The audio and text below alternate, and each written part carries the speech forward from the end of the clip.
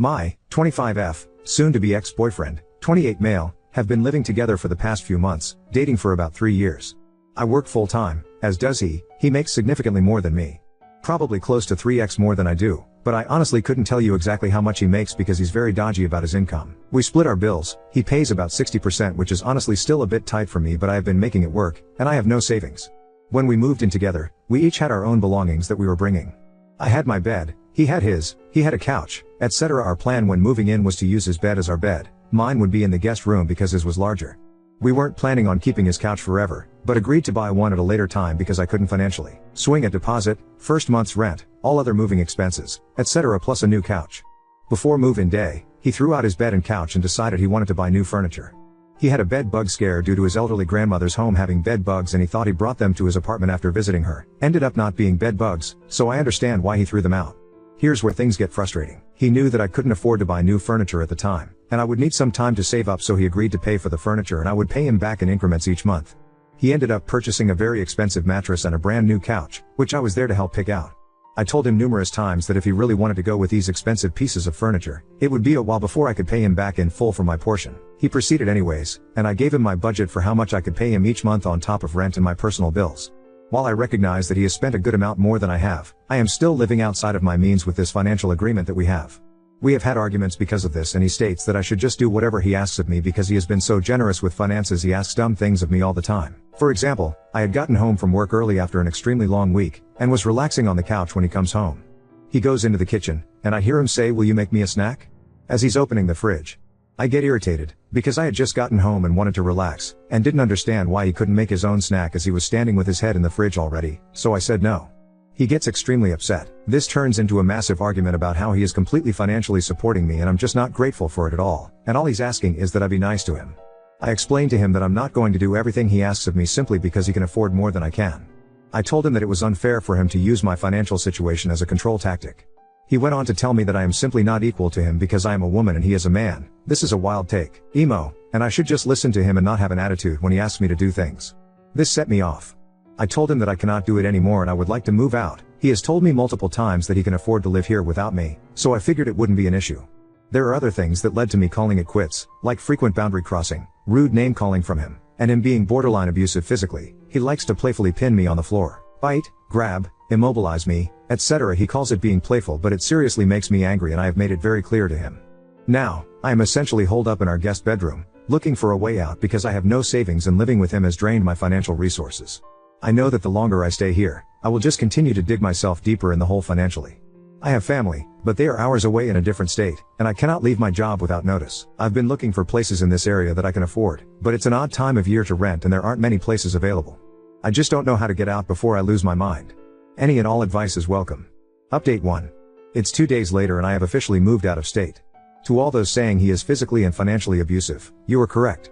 The night after I posted this, he came into the spare bedroom where I was sleeping and woke me up at 1 o'clock in the morning.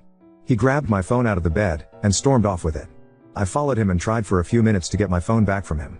I eventually got it back, and he followed me back downstairs, then upstairs, then back downstairs. He followed me around, grabbing me by my wrists, attempting to pin me onto the floor or the bed. He would pick me up and try to carry me outside of the house as I was yelling at him to stop and just let me go back to sleep. He followed me downstairs where I was getting back in bed to go back to sleep because it was the middle of the night. He jumped in the bed with me after undressing himself and wrapped his arms and legs around me, immobilizing me, and then proceeded to try to bite me. I did poke him in the eye by accident, while trying to shove him off of me. I was swinging my arms at him as much as I could while being pinned down by his arms, legs and entire body weight. He didn't stop until I screamed at him that I wanted nothing to do with him and to leave me the F\CK alone. At this point, he becomes furious, gets up and says that if that's how I feel, then I can just get the F\CK out right now. He then goes to the closet with my clothes hanging in them and tries to pull my clothes out of the closet. I go to stop him, pulling his arm out of the hangers, and he stumbles back, running into the closet door. He continues to shout about how I can get the F\CK out and find somewhere else to stay, or go to a hotel. I broke down sobbing, just completely drained, mentally and physically, after going around for about an hour trying to get him to leave me alone. I end up calling my mom a little after 2 a.m., sobbing, and telling her that I need to come home and I need help. I tell her what's going on, as he, my ex, is still standing over me in the guest bedroom. I'm sitting in the bed and he is standing next to the bed just watching me. As soon as he realizes that I am talking with my mom, he switches up really quick and says to my mother, "I'm really sorry you're dealing with this." She is going through nicotine withdrawal and is treating me like shit. I started yelling at him through my sobbing, with my mother still on the phone, telling him to leave me the f/ck alone, to go away and let me go to sleep, etc. He begins recording me on his phone at some point. This goes on for a bit. I have my mom on the phone with me and my ex is just standing in the guest room next to me while I'm sobbing in the bed. I attempt to go upstairs, out onto our back deck to talk to my mom without him standing over me. He follows me, still playing the innocent victim. I again start yelling and telling him to leave me alone. Eventually, he gets irritated enough by my yelling for him to stop following me and leave me alone, and says that he will go somewhere else for the time being. He'll pack a bag and give me time to move my stuff out. My mother is still in the phone, so he is using a very calm tone of voice and acting as though he's been extremely rational and calm the entire time, while I am a hysterical mess. While he is gathering some of his things, my dad wakes up and my mom fills him in on what is going on. My dad immediately said he is going to call the police. My ex overheard this, looked at me and just said that's crazy and walked out about 20 minutes later, after throwing his house key at me. My parents did call the police. They showed up probably 10 to 15 minutes after my ex left the house. I spoke with the police about what was going on, and they informed me that my ex had called them before my parents even had. He called the police immediately after he overheard my dad saying he was going to call the police. He also told the police that I attacked him. I hit him several times in the face, open and closed-handed. He told the police that I punched him in the face. I had a red mark on my wrist from my ex grabbing me that I showed the officer, and he said that there wasn't anything there that he could see and there was no legitimate reason for them to remove either of us from the home. The officer told me that my ex could return to the home if he wished to, and that we would just have to not interact with each other.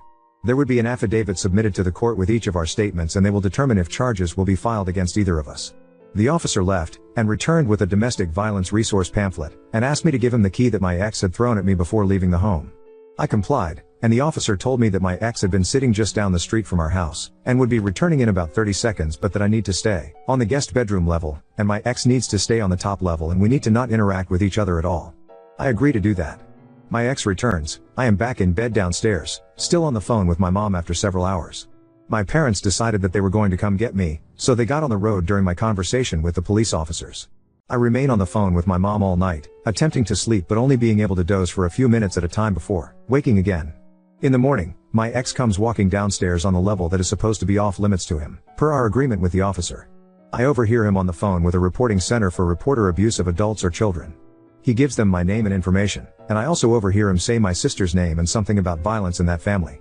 About 20 minutes later, he comes downstairs again as I'm packing my things. I tell him he needs to go back upstairs and leave me alone. He just says I will. Just so you are aware, I'm having a PFA filed against you, so I need to know when your parents will be here so I can let my attorney know, protection from abuse order. I ignore him, and he walks back upstairs. I go on with packing my things, and some time later he comes back downstairs. I am in the guest bedroom changing, and he pushes the door open. It wasn't completely latched, he was not supposed to be down there, and starts asking me again, when I am leaving. I tell him to get the fuck out, he can see that I am changing, and stop coming downstairs. He then says I need to know what date you'll be leaving so I can file the PFA. Once I file it, you can't be here. I said okay great. He walks back upstairs.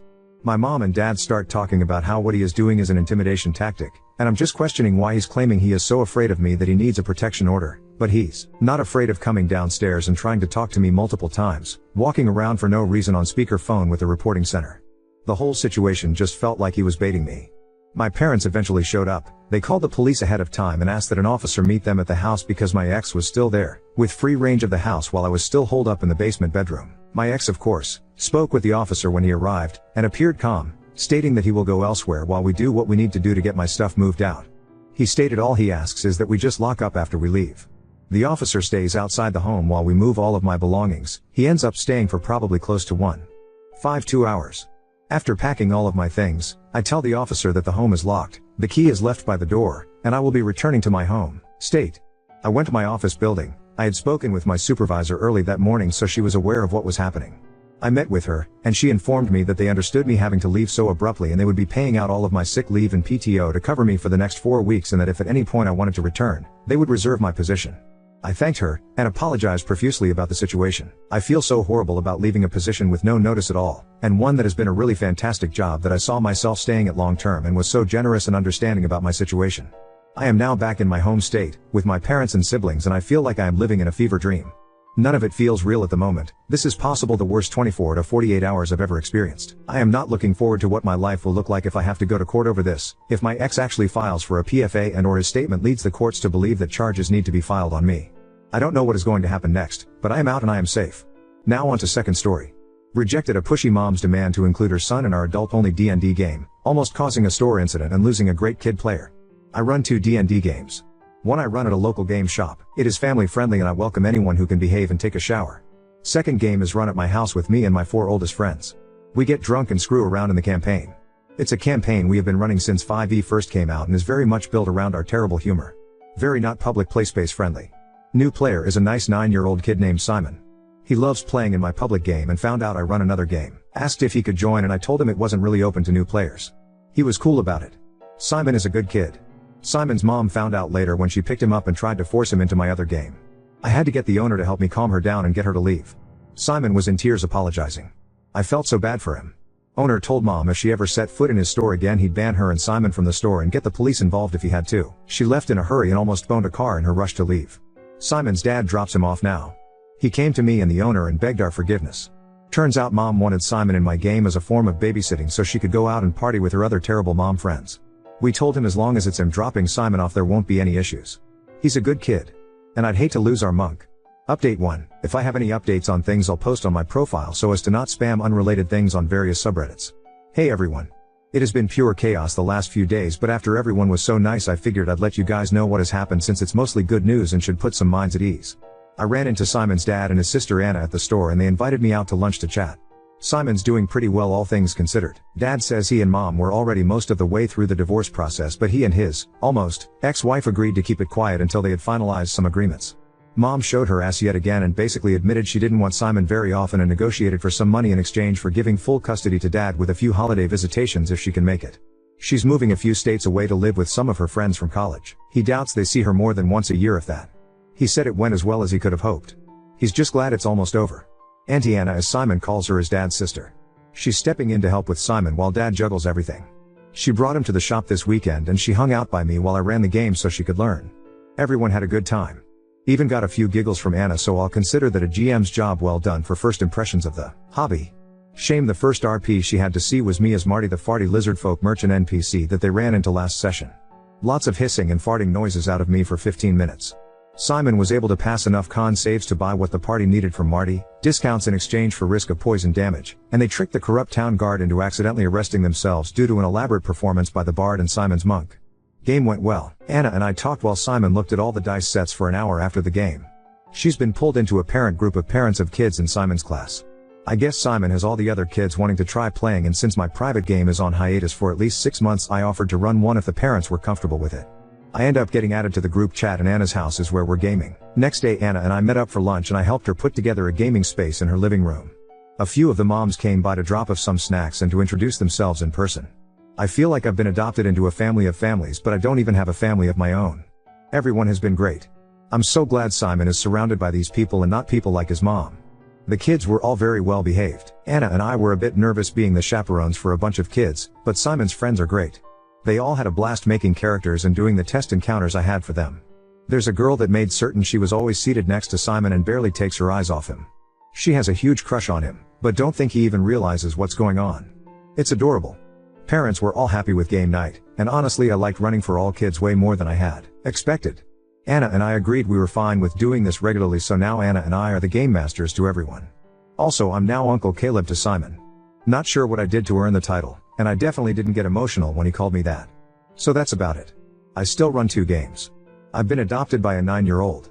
And I've taken over Anna's living room with minis and battle mats. Simon is an incredible little dude and I'm glad to have met him and his amazing family, one parent excluded. It's been a week. I've known this woman for about a week and I've already fallen hard. Infatuation levels are all set to max. She's incredible. Gonna be spending a lot of time with her for a few weeks and I and a lot of folks we know are saying I should ask her out. I'm going to. I just want to let us get through this busy point and take a bit of time to get to know her more. First, before I do that, I'm just going to update here if I have any good news to share at some point. Update 2. Hello everyone. While this is an update originating from a post on RP Horror Stories, there isn't much of a horror story anymore. Just some updates on my situation and the people in my life. I wasn't expecting as much interest after the initial drama, but I've also been made aware just how much of a dense goober I am, partially thanks to folks on Reddit pointing some things out. My nephew Simon is the coolest little dude in the universe. His interest in board games is starting to really take off ever since Anna brought him over to my place and he saw my shelf of games. He absolutely loves Ticket to Ride. I gave it to him and he wants to play it next game night. The public game party is now chasing the big bad through a few portals leading to a chronomancer's domain in the stomach of a kraken. So that should be fun. Simon has expressed interest in learning to DM. I'll teach him everything I know. I would gladly play in any campaign that boy runs. He said he has some ideas and I intend to help him make those into dice-based reality. As for how he's handling the situation with his mom, Simon is doing well, but he struggles. He's very clingy toward Drew. I'm betting this is normal for kids in Simon's situation. Simon has Drew, Anna, and a good head on his shoulders. He'll be fine. Drew and Simon spend a lot of their time together just doing little projects. They're currently putting together a puzzle while watching Simon's shows. Drew told me this was a once-a-month thing due to his work schedule. Now it's several times a week and they both love it. Drew did need a little time to decompress from dad mode, so one night he and I went out to a bar for a few drinks. He told me about his plans to take Simon out of town on a father-son trip. Simon's just excited the hotel has a pool. Drew says he doesn't plan to date or do anything anytime soon.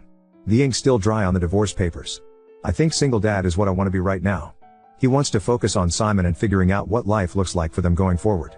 As for Anna, she was initially busy balancing work, Simon, game nights, and a bunch of other responsibilities since she stepped up to help Drew. Things stabilized a lot faster than anyone expected, with the divorce resolving smoothly and Simon being the easiest child in the world to take care of. Now that Drew is using vacation time, she has had a bit more free time until he goes back to full-time work. So she's been catching up on some of her hobbies like baking and playing games on her Switch. I had to come over and run the cables to hook it up to her TV because she couldn't reach. She also needed my help setting up her Wi-Fi when she got a new router. And she has had multiple issues with her laptop that I've had to resolve for her. That woman is brilliant in every other regard, but truly clueless when it comes to tech. But I was paid for my ticket resolutions and homemade meals. So I'll call it even. The more time I spent with Anna, the more confident I got that asking her out was the right call. So I asked her out and she said yes. Unfortunately, Anna gets migraines semi-regularly and one hit her just before our date. I came over and she was visibly miserable but trying to convince me it was okay and we'd still go out. I practically had to order her to go get into bed. Got her migraine pills and some water for her. Blacked out the curtains and told her to call if she needed anything. She called me a few hours later asking for something to eat because she was feeling better, so I got her some dinner and ate with her. She kept trying to apologize, but I told her to make it up to me with another date next day. Which we were able to actually go on. It was a fantastic night. Had some amazing food and walked around town and talked. Then went back to drop her off and we sat out in my car for another hour and talked. The last thing she said before getting out and running in was, "You're my boyfriend now, by the way," before shutting the door. I had no intention to argue even if she'd left me time to.